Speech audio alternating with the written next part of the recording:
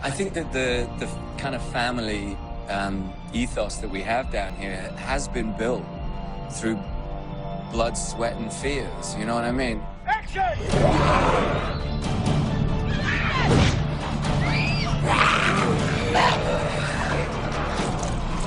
This show is not a typical show.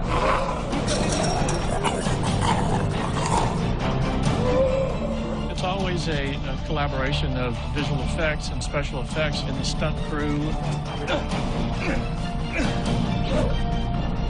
Everybody really loves this job, and they work really hard to keep it going and try to make it as real as possible.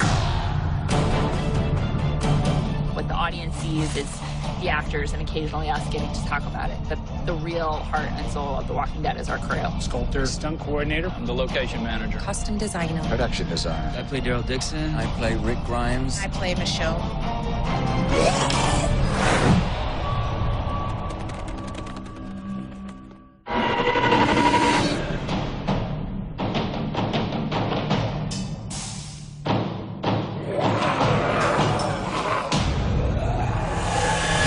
Hello, I'm Greg Nicotero. I'm the executive producer, frequent director, and creature zombie designer for The Walking Dead.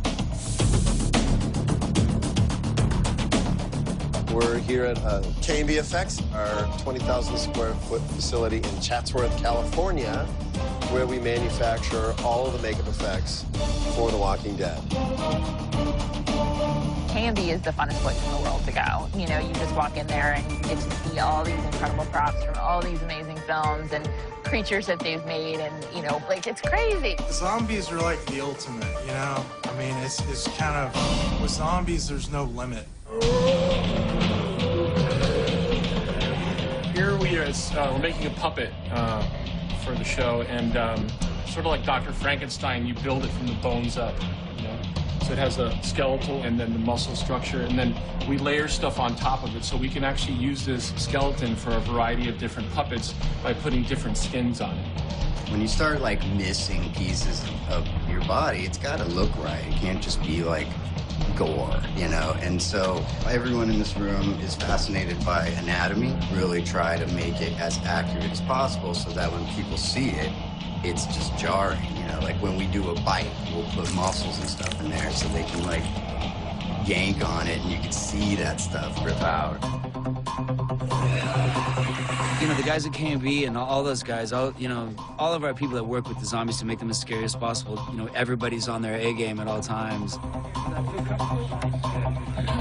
I mean, we really spend a lot of time to make sure that the look of the zombies is unique to The Walking Dead, something a little different than you usually see on television. Having practical, beautiful, extraordinary makeup, and the gags that they're not just makeup artists, they're scientists as well. They create mechanical gags. They do it in sort of 3 or 4 days. They conjure up. They're conjurers. They're extraordinary, creative human beings. We've had 5 seasons of the fantastic art that the people at this shop contribute to the show. Fantastic sculptures, paint jobs, fabrication, just the outrageous ideas that we come up with for the show. I always love our walkers that, you know, part of the skin, the way it's decayed away, you know, that it's just, you see kind of like the ears falling off, or like part of the nose is missing, you know, just the skin rotting away. One of the most challenging was the well walker. Keep going. That was a full-size suit that we made out of silicone to try and figure out how we're gonna make that skin fold and move and, you know, wrinkle and buckle and make it as nasty looking as possible. So that was one of our most challenging, but most rewarding in the end. It was great. I loved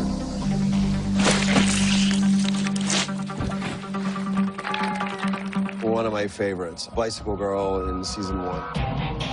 That's where we set the bar. You know, it's the first zombie we really ever see on the show close. She just was jarring. I thought that her missing her bottom half was just gnarly. I flew out to LA to K&B's studios and they did a body cast.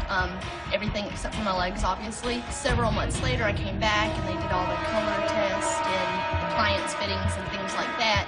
The day that we actually filmed, it took 3.5, 4 hours to put it on. But of course you see it, and I had the blue tights on for the green screen effect, but then seeing it on TV afterwards, even I was like, wow, that's pretty awesome.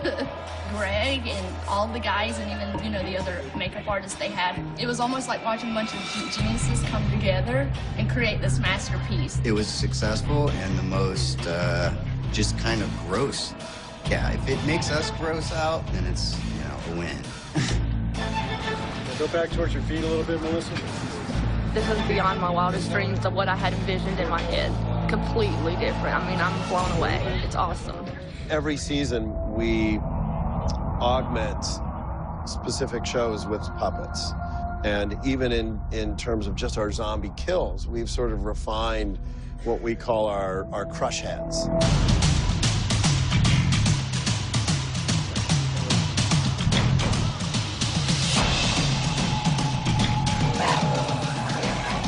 So in season 2, we started realizing that these zombies that are walking around that have been around for a while, they kind of have the sort of consistency of like a pumpkin or a cantaloupe, that if you kind of stomp on it pretty vigorously, that you're going to crush the skull and all the brains and everything are going to splatter everywhere. And the fans of the show really love that stuff.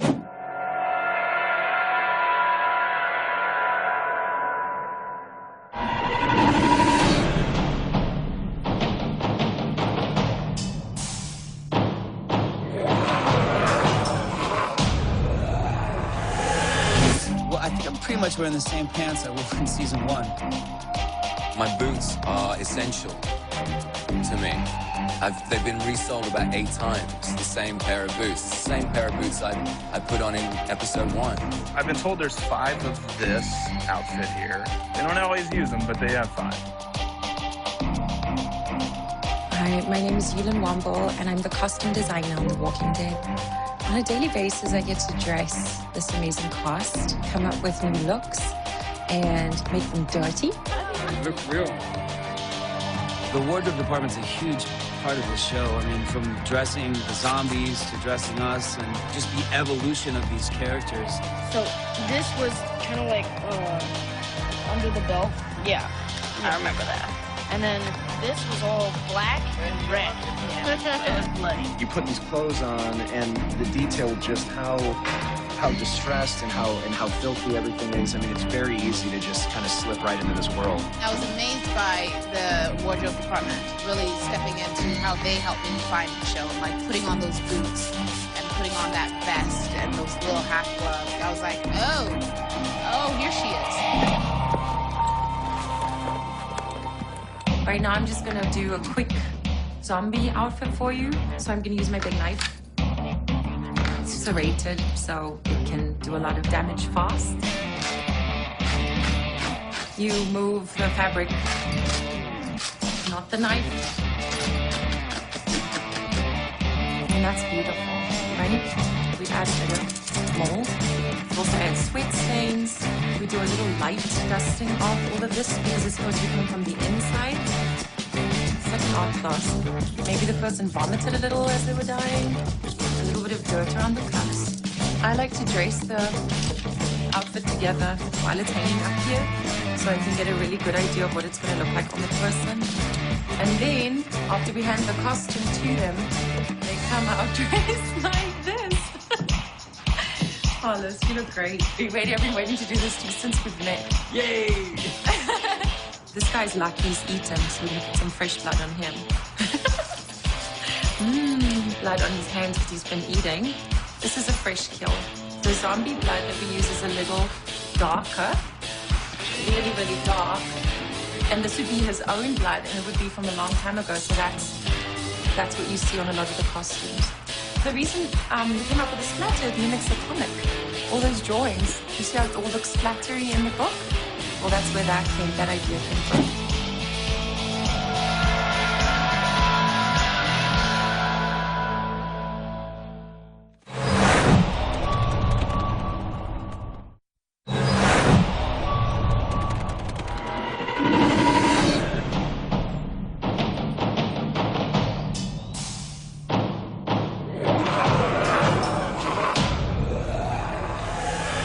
When I rode into Atlanta and they'd shut down 4 blocks of downtown Atlanta, and they turn over Humvees, and, you know, we had a tank and a helicopter. It blew my mind.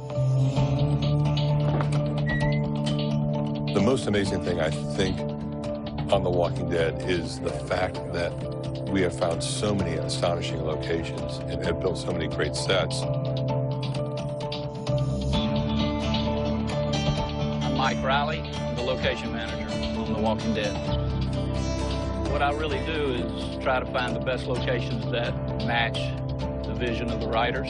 And I collaborate with the production designer, Grace Walker, and myself have a good collaborative working relationship. Hi, I'm Graham Grace Walker from The Walking Dead, the production designer. It kind of looks like Rocco Bear, but it's still just styrofoam like everything else.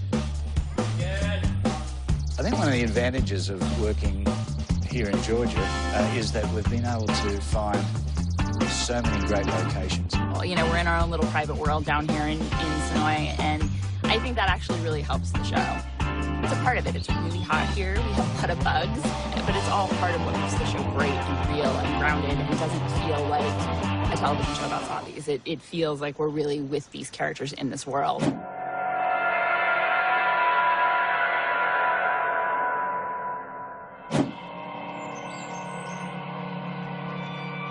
I'm going to ride you back into the woods here a little bit. We got about 60 to 70 acres of woods behind us here. That I'd say 80% of all the shots we shoot when they're walking into the woods or camping in the woods and whatnot, we shoot them back here. The governor, when he was buried, he threw some folks in the lake. We used this dock down here where we shot the scene of him looking down in the water. You got, like I said, 60 or 80 acres back here with trails cut all through it that we can access and get our crew back in there and shoot all the wood stuff we need. If you stood here last year, we could do 360 degrees, which was really nice for everybody. Down this way was a wall running right through there. We had the entrance to A Block, and then a tower down that end, the main gate down near the bus that's rolled over, and another tower, and a fence that ran right along the lake, and down to the corner over here, with a fence that ran right back up again to the other building. It was a cool set. The prison was mind-blowing to have something that large that really looks like a prison, and to be able to shoot it from any angle at all times and never see a movie set, never feel a movie set, was the most fun for me, especially as a director of photography. Sounds fit! The prison was definitely not real, but we worked very hard to make it seem as real as possible, and that really helps the actors. For us to feel completely immersed, and I think we've rarely been in a green screen type of situation, if ever. So it's been really nice. Those spikes were real. You really had to avoid those spikes. I was like, whoa. Sometimes it's like my eye almost got real close to one of them. So it was a very real living set. As you can see, this is top of the line rooms. They built a prison, and a practical prison that you could walk through. It was magnificent. Yeah, go ahead. It looked so much like a prison that a guy from the Department of Corrections came down here one day. He said, they keep telling us there's a prison down here somewhere, and I don't see it in our list. You know, he didn't know it. He said, we don't have a prison here. And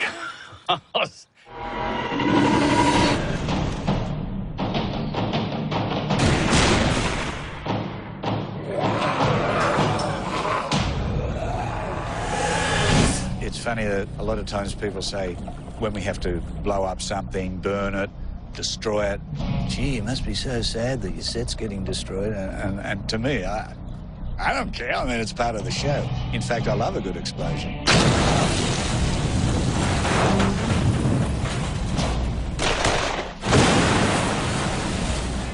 But it certainly helps us if you've got real explosions happening. Practical gags give the show probably a bit more authenticity.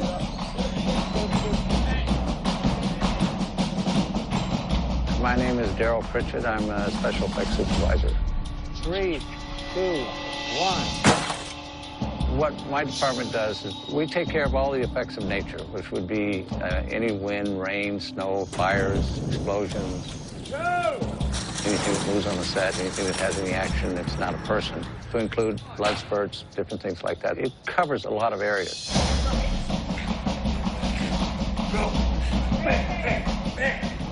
There have been so many moments in the show where I first read it and think, how in the hell are we going to do that? You know, how is this possibly going to work? You're on Channel 1. You're on. The end of the second season, when we're burning the barn at Herschel's, it was 19 degrees out. There was frost on the ground. And if the barn had gone up too fast in flames, we wouldn't have been able to shoot the sequence. The barn was kind of fun, because once we got to the point where we were going to let it burn, we just kind of got to watch it burn. And that was kind of neat.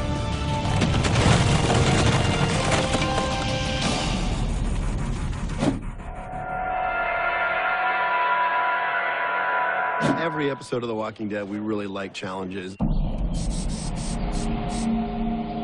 We are at a pecan grove where Lizzie and Mika come upon a bunch of burned walkers. Rehearse it.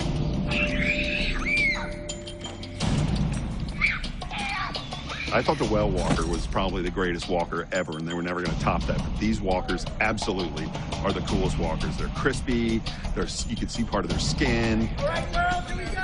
We came up with a way to have patches that we could actually Velcro onto them underneath their wardrobe. So the smoldering was us. That's something that we came up with, too. But if you look at the footage, it looks pretty good. Get behind us! And we're getting ready to shoot a scene where our actors are running away from gunfire, and we're going to lay down some dust and some sparks while they travel through this courtyard. Hey, Mark. You guys, step out, full door.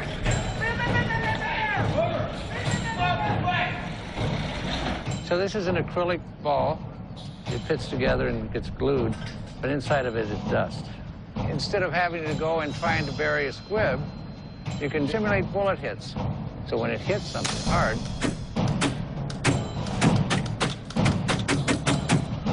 then it does that. We'll do some that are sparking balls. These are made up with a little gravel, a little zirconium. Daryl Pritchard, he's been working all, 50 years doing this. Practical explosions, incredible burnings, really the master of disaster, as we call him. Just another day at The Walking Dead.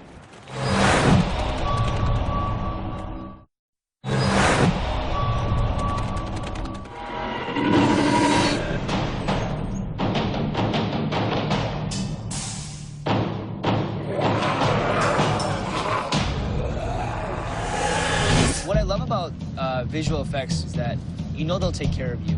And they'll take care of you in ways that you didn't even think possible. I go like this. If you're going up at an angle, yeah, that'll work too. So maybe it is going up at that angle.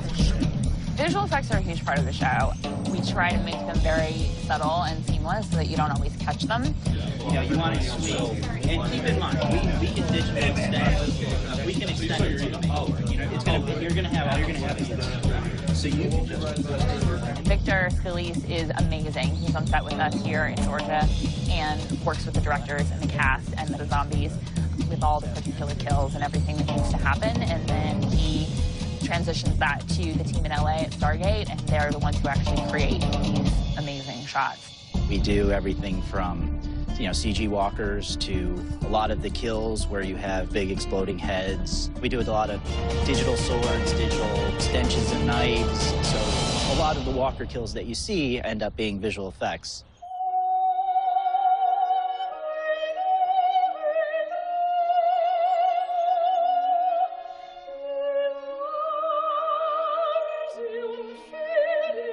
One of our signature weapons is Michonne's sword.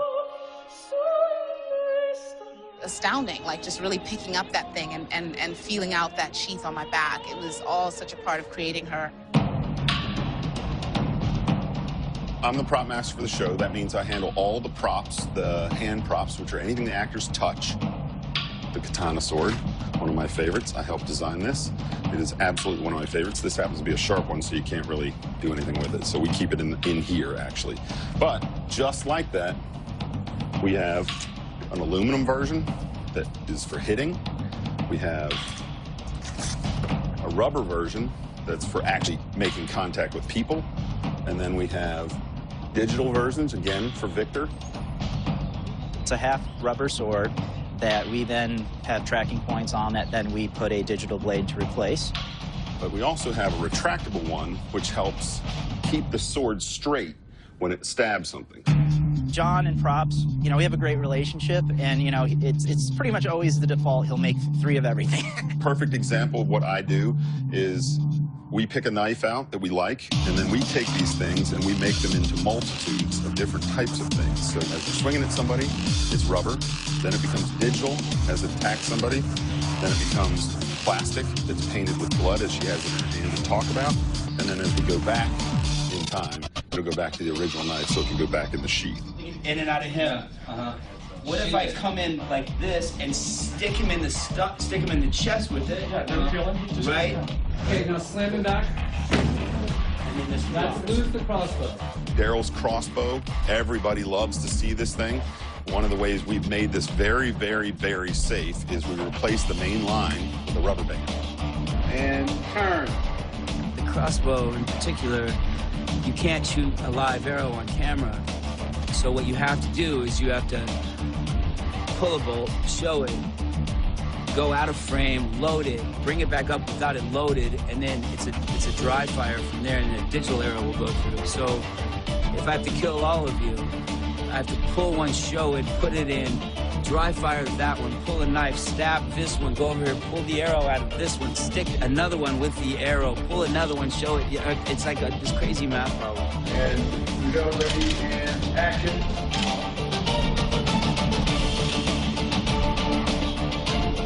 And then you gotta chop the head when it's like laying in your skull. I love this job.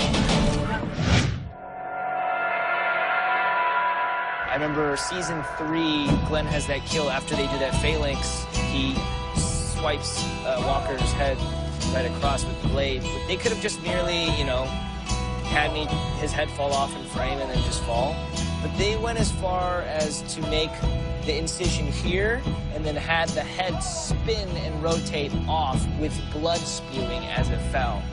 I didn't do that. That was special effects. So, I mean, thank you, Victor, for making me look more competent than I even could possibly be.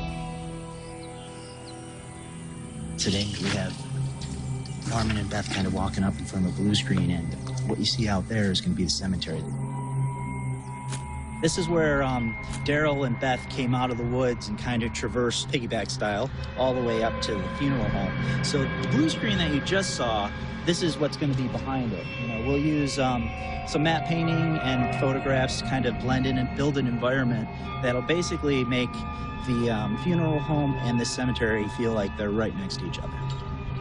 In the pilot, when Rick is riding into Atlanta on a horse, that shot is completely a visual effect shot. We shot him on a horse in an alleyway in downtown Atlanta, and everything else Victor put in. So some of the visual effects everybody will recognize and know, oh, that's a cool visual effect shot. And then there's a lot of shots in there that are visual effects that you would never know.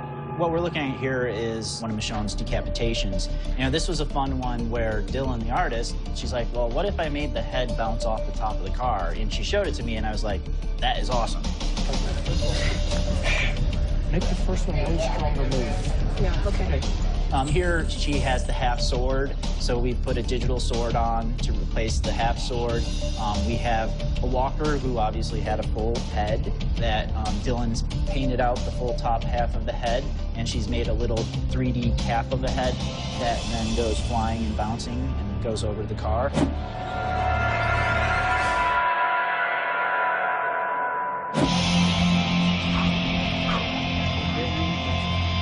most people are going to be looking at Michonne's face and not what her sword's doing. So unfortunately, most of the audience is maybe going to perceive it but not actually see it. But you know, the guys who step through it catch that extra little bit of, ooh, whoa, the head went flying that way. You know, so it's kind of a fun little thing. A lot of what you see is a combination of Greg's team and the visual effects team brainstorming together and knowing the end goal, everybody participating and, you know, giving what their department can give best to give it a realistic look. Sometimes I just really want to cut a head off, you know. Sometimes I just really want to do it. I can't cut heads off, literally, so that's a bummer. That's God. Good work, guys.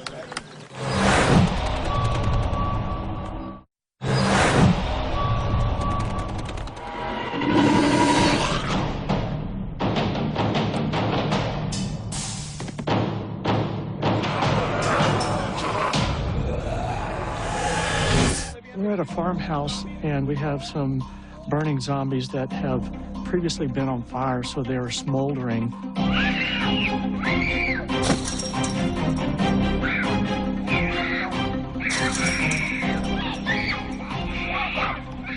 So we have 4 stunt guys, then we have one of them catches the little girl.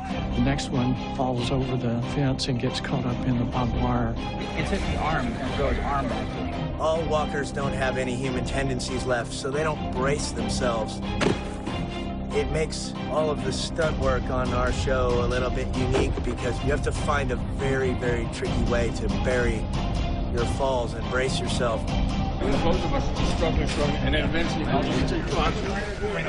as stunt coordinator, we are responsible for hiring the stunt personnel, setting up the stunts that are scripted to make sure that they not only sell, but are as safe as possible. Stunt work is stunt work, and sometimes things do happen, but try to make them as safe as possible.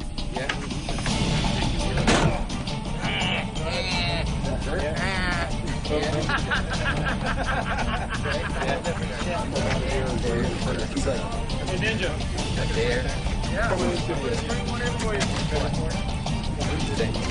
The range of stunts that we do on The Walking Dead is a pretty wide swath. We'll do everything from fire burns to high fall to cars crashing. Every single day I come to work and I'm thinking, okay, we're going to kill a walker with a rock, a bat, a sword, and 2 gunshots.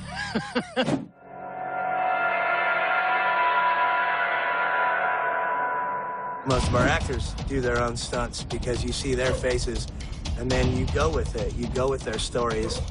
That sequence where Michonne's in that field with all those zombies was very special to me in many ways because I wanted it to be something where you really see her break through her own demons. So, well, the stunts are really fun. I have generally done all my own stuff.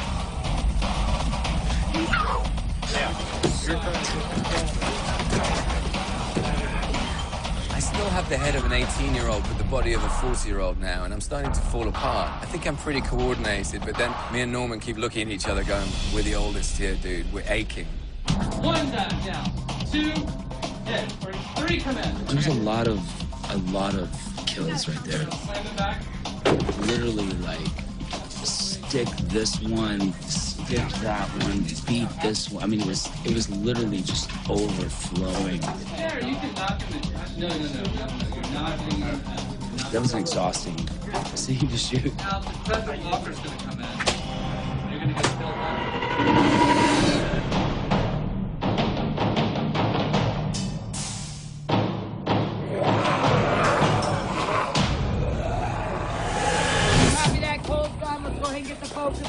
You guys hear that? You go down. Claire, be right on him. Right on him. So today we have a number of people firing weapons. We have 3 9mm and 2 shotguns. We have zombies, as you see right in the background, coming out of the barn and coming at them, and they kind of set up a firing squad and execute the zombies as they come out of the barn.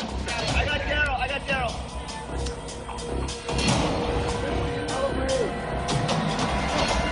These are 2 Glocks. This is Shane's Glock. This is a Glock 17. This is T-Dog's Glock. This is Glock 19. They both shoot 9mm rounds. Killed a lot of zombies today with these. Boom. There you go. That's it. Zombies. Big gun. Got to take a zombie out with a lot of power. You know, for focus. That's right on it. Forward, guys. Keep coming forward. Today, we shot lots and lots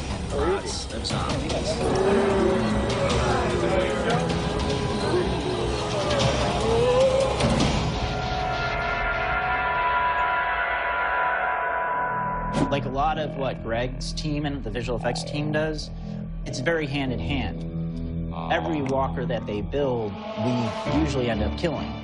What we're doing today is taking the arms off of one of our zombies and then crushing its teeth on a rock so that now it becomes incapacitated, but we still can use it as a diversion.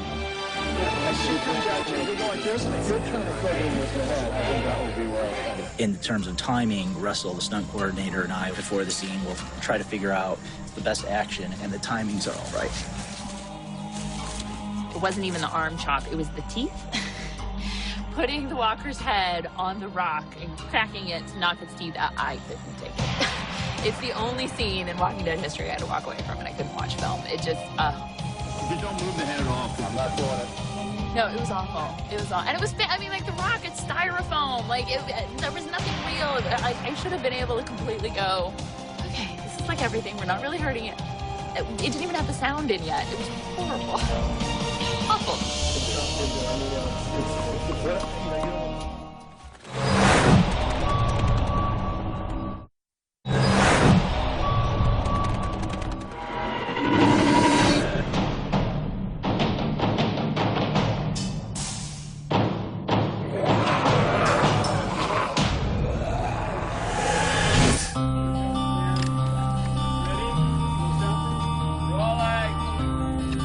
When anybody on the show dies, any actors die on the show or come back as zombies or whatever, you want to give them the best send-off possible because they are your brothers in real life. I'd like to just say on a personal note, I had the very fine pleasure of working with Scott Wilson many years ago on a beautiful film about the South called Junebug. And I'm very proud to be a similarly beautiful project about the South.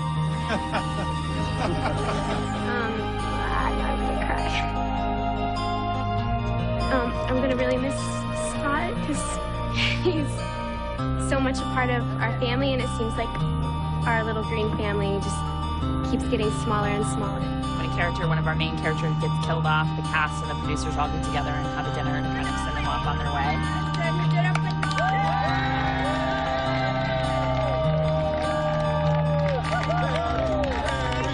We brought this from Comic-Con. This has been signed by almost every member of the crew.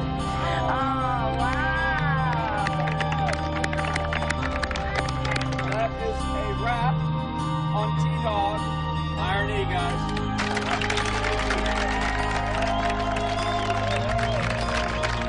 I can't even talk about it. I can't even talk about it without losing it. I'm sorry. Here we go. I remember when we had the death of Shane, that was hard saying goodbye to John, because John was my brother and is my brother. It's the only bad thing about the show, that you get to forge these incredible relationships with these amazing actors, and invariably I have to kill them or stab them. When Norman has to kill Zombie Merle, yeah, that was tough. Still gives me chills. Yeah, when I saw Rooker Merle as the Walker, I instantly just crushed. It wasn't just like a sadness, it was a sadness that turned into a rage, and it wasn't I'm stabbing him in the face over and over again. It's not that I hate him, and it's not that I want to kill him. It's like I'm mad at the world, and these are the cards I've been dealt, and it's just not fair, you know? I mean, I think those were real tears Norman was shedding, not just Daryl tears. How do you feel about Michael Rooker? I feel he's awesome. He's a drama, you know? I don't know, it's just like real life. If you get more time with people, you know what I mean? Great. Let's get. I just want to rehearse all the stuff. So let's get back. When they kill you on this show, man, they kill you good. They kill you good. But how? And then you're going to cut her open, and you're going to like, okay, I need help. I need to do this, and this is in the way. It's overwhelming, honestly. It's mind-blowing. It's disgusting. It's heartbreaking. Seeing the way she goes, this situation that she's in. Now, as soon as it's on camera, let's stop crying. Don't show that. Don't show that. That we can do. You leave with as much gratitude and grace as you can possibly muster. But I don't know anyone who's walked off the show who hasn't just kind of spent a few days going, that's gonna hurt. That's gonna hurt.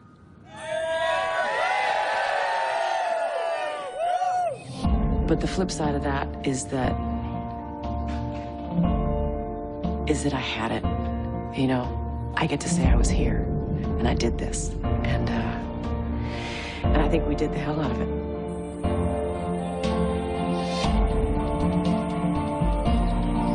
This is my home. And we built it into a home. And you don't usually do that. Usually you build a job. You can work 40 years in this business and not have this experience. To take these kind of risks with these kind of actors, it's amazing. When one of our regular actors leaves, the rest of the cast, if they're not in their last scene, will come and watch the filming of the scene. The character Dale, Jeffrey DeMunn, flew in from upstate New York. He was already off the show. He flew back to be there for Jon Bernthal. That's the kind of strength of camaraderie and loyalty that he showed and the rest of the cast have shown on this amazing show. I've simply never seen that in my 35 years in the business. Without further ado, pictures up. Pictures up. There you go. But, man, the ride of a lifetime. And I'm real grateful.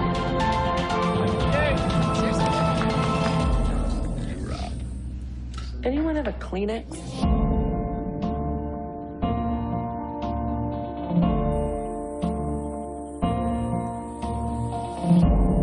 Thank you, sir.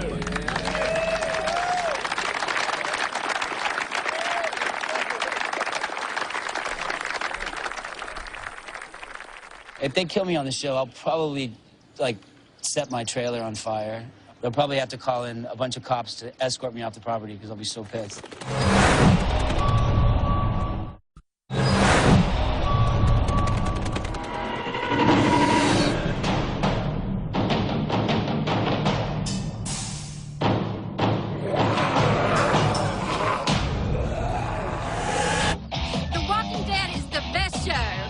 Watched the show ever since it started, and we've just been in love with it. We love The Walking Dead! We certainly hoped that we'd have avid fans, but I have never experienced anything like this.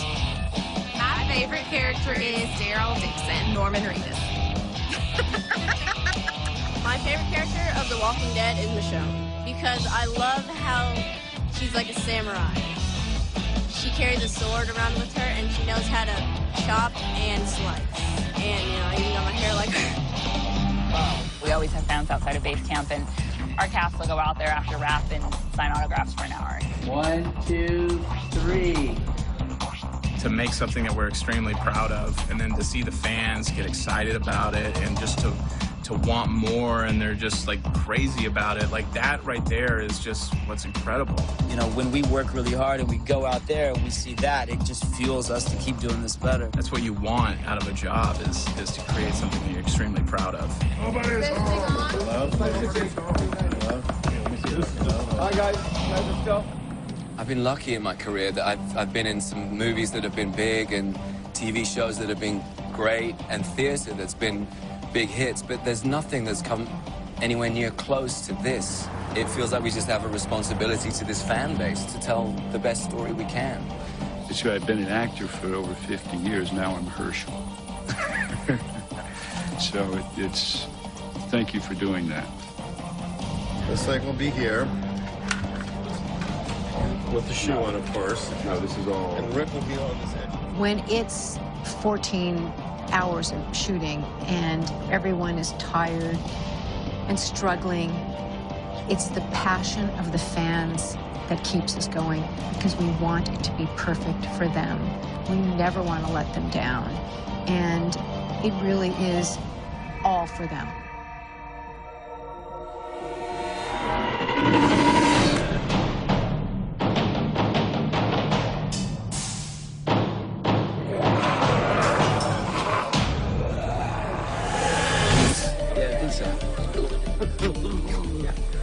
One of the things that we all feel on The Walking Dead is that we're part of a big family. And on Twitter, we call it the TWD family. The Walking Dead family is a real thing. It's not just a hashtag. It's amazing. We love each other and we love this crazy show. Everyone there is really awesome and funny, and they're just really amazing.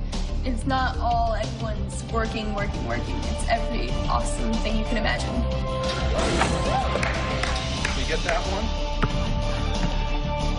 We're all friends here, and there's not a weak link in our chain anywhere. And everybody really does their best, and we're all buddies, and we give each other a lot of crap. We wrote a little song. Oh, yeah, let me hear the song again. Carol is sterile, and Daryl is feral, a match made in hell.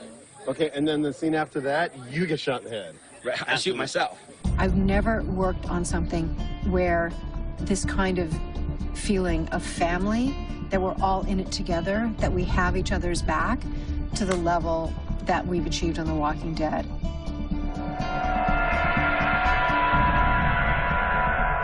We come on the set and everybody gives everything they've got. You leave here really knowing you've emptied yourself out. Every department's really just top notch, you know, and it's kind of a dream job, and it's fun, and it's a lot of work, but you're part of this. This is an awesome show when you get to put awesome parts together of a show and it comes out perfect. I mean, what else could you ask for? It feels like the most collaborative work experience I've ever been involved in. I think everybody is at their top of their game, and they're all very, very mindful and respectful that each person contributes to the success of this show. You can't create brilliance or genius upon command or at will. You can't do it. The one thing you can create is the atmosphere you think it's most likely to occur in. And it takes a lot of filmmakers and a lot of really talented people to create that atmosphere. And we found it here. This has been our job for 5 years and our lives for 5 years. It's a gift, and we want to keep delivering that back to the people who watch. Do I like my job? Are you kidding me? This is the greatest gig on the planet. It's amazing. I feel very, very, very lucky. Don't kill me. Please. Guys. Don't kill me.